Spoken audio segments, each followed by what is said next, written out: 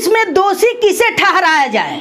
राजस्व विभाग के कर्मचारियों को, जिन्हें ये तक नहीं पता है कि सरकारी जमीन कहाँ है, किस हालात में है, किसी ने अतिक्रमण। आप देख सकते हैं किस तरीके से यहाँ पर अतिक्रमण हुआ है। चारों तरफ से यहाँ पर बाउंड्री जो है इसको करा दिया गया है, बाउंड्री करा करके, और ये हक जमाने की कोशिश की गई है, दिखाने की कोशिश की गई है कि ये जमीन जो है वो सरकारी नहीं है बल्कि निजी है, काश्तकारी है। उसके ठीक पीछे यहाँ देखिए तस्वीरों में, ठीक पीछे पोखरा है और पोखरा के साइड में कॉर्नर में देखा जाए यहीं पर आकर के वो नहर मिलती है और यहाँ से सीधा आप देखिए उस बाउंड्री तक आपको दिखाई देगा, जो बाउंड्री हो रहा है उस बाउंड्री तक ये नहर गई। या कभी बिहार से भ्रष्टाचार, घुसखोरी और मर्डर खरीदने वाले जमीनों को 3 के भाव में खरीदना, धन बाहुबल का प्रयोग करके उस पर कब्जा जमाना और उसे बाउंड्री करा करके महंगे दामों में बेच देना,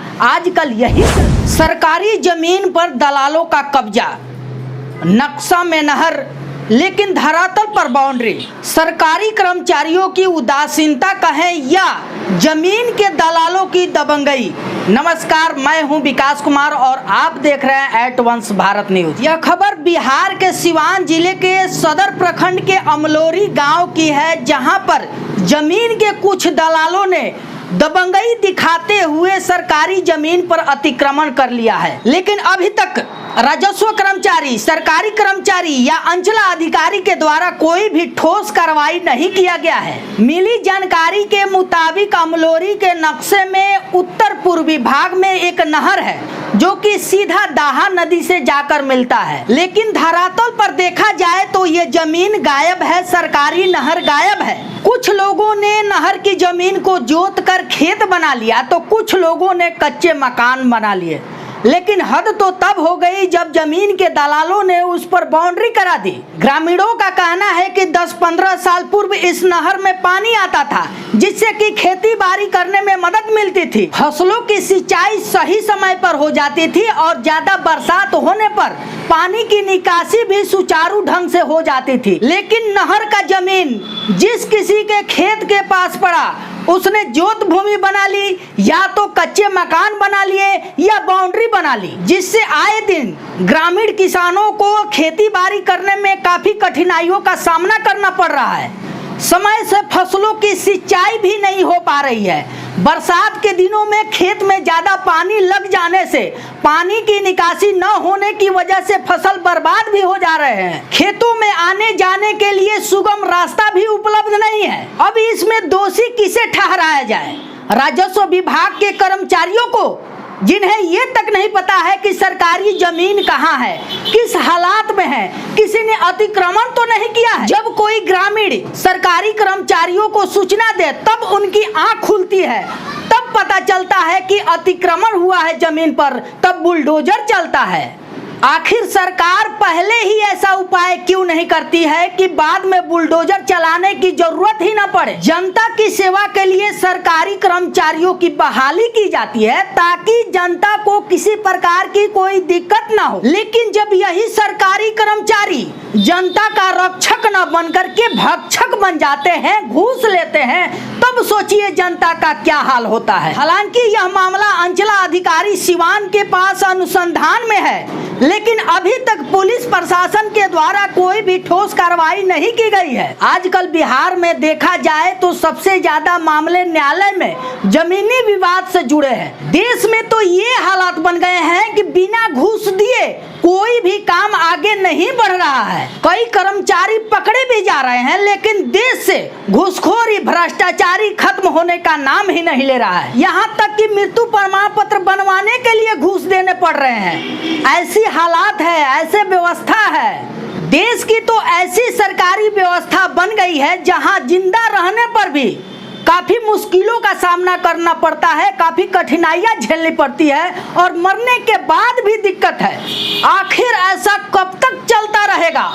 आजकल तो जमीन के दलालों की लॉटरी निकल पड़ी है। लफड़े वाले जमीनों को 3 के भाव में खरीदना, धन बाहुबल का प्रयोग करके उस पर कब्जा जमाना और उसे बाउंड्री करा करके महंगे दामों में बेच देना आजकल यही चल रहा है। और यदि आंकड़े उठाकर देख लिया जाए तो सबसे ज्यादा मर्डर 3 से 4 सालों के बीच में जमीनी विवाद से ही जुड़े हुए मिलेंगे आपको।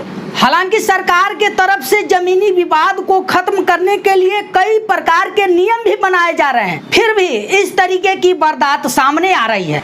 अब जरा तस्वीरों पर गौर कीजिए।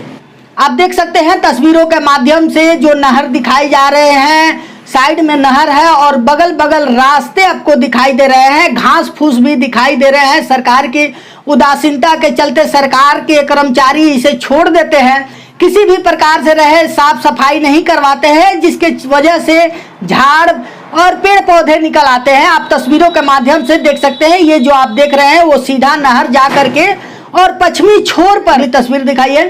अगली तस्वीर में देखिए, यही जो रास्ता है जो अमलोरी के श्री विद्या सुंदर उच्च विद्यालय से हो करके और सीधे main road highway national highway पर बीच बीच से निकलता है। आप देख सकते हैं ये नहर जो है अब वो रास्ते में तब्दील हो गया है, कहीं भी आपको ये नहर नहीं दिखाई दे रहा है। आप देख सकते हैं साफ तस्वीरों के माध्यम से रास्ते बन गए हैं और अगल बगल जितने भी खेत हैं और सभी खेत के जितने भी जो जोतने वाले हैं बोने वाले हैं किसान हैं, उन्होंने नहर के जमीन को जोत भूमि बना करके और इस पर कब्जा कर लिया है। अगली तस्वीर दिखाइए। अब आपको हम दिखाते हैं ये अगली तस्वीर। आप देखिए ये जो मेन रोड है नेशनल हाईवे है मीरगंज गोपालगंज सिवान मुख्य मार्ग जो है वो आपको दिखाई दे रहा है और इसके ठीक पश्चिमी छोर पर आप देख सकते हैं यहाँ पर ये बाउंड्री आपको दिखाई दे रही है। आप देख सकते हैं तस्वीरों के माध्यम से यहाँ पर बाउंड्री जो देख रहे हैं यही नहर की जमीन है और ये नहर सीधे बाएं साइड से होते हुए बीचों बीच ये निकल जाती है। जो काली माता का मंदिर है उसके ठीक पीछे पोखरा में ये नहर की जमीन सीधे वहां जाकर के गिरती है। आप देख सकते हैं किस तरीके से यहाँ पर अतिक्रमण हुआ है। चारों तरफ से यहाँ पर बाउंड्री जो है इसको करा दिया गया है, बाउंड्री करा करके और ये हक जमाने की कोशिश की गई है, दिखाने की कोशिश की गई है कि ये जमीन जो है वो सरकारी नहीं है बल्कि निजी है, काश्तकारी है। आप देख सकते हैं अगली तस्वीर दिखाइए। और ये अगली तस्वीर हम आपको ये दिखा रहे हैं काली माता का मंदिर है। आप देख सकते हैं अमलोरी में माता जी का मंदिर है, उसके ठीक पीछे यहाँ देखिए तस्वीरों में ठीक पीछे पोखरा है और पोखरा के साइड में कॉर्नर में देखा जाए यहीं पर आकर के वो नहर मिलती है और यहाँ से सीधा आप देखिए उस बाउंड्री तक आपको दिखाई देगा। जो बाउंड्री हो रहा है उस बाउंड्री तक ये नहर गई है और वहां तक जाकर मिलती है। आप देख सकते हैं, देखिए किस तरीके से नहर जो है वो धरातल पर गायब है। हालांकि अमलोरी के नक्शा में ये नहर दिखाई साफ तौर पर दिखाई देता है कि हाँ यहाँ पर नहर है। इस तरीके के मामलों को देख करके मन में कई प्रकार के सवाल उठ रहे हैं। सवाल नंबर 1, आखिर कब तक इस तरीके से सरकारी जमीनों पर कब्जा होता रहेगा, अतिक्रमण होता रहेगा? सवाल नंबर 2, कब तक सरकारी कर्मचारियों की कार्यशैली पर उंगली उठती रहेगी? सवाल नंबर 3, क्या कभी बिहार से भ्रष्टाचार, घूसखोरी और मर्डर खत्म नहीं होंगे? चौथा सवाल, क्या सरकारी कर्मचारियों और जमीन के दलालों के बीच ऐसे ही साठगांठ बनी रहेगी? सवाल नंबर 5 और अंतिम सवाल, क्या इस प्रकार के अतिक्रमण पर बुलडोजर चलना चाहिए या नहीं? इन सभी सवालों का जवाब आप कमेंट बॉक्स में जरूर दें। धन्यवाद।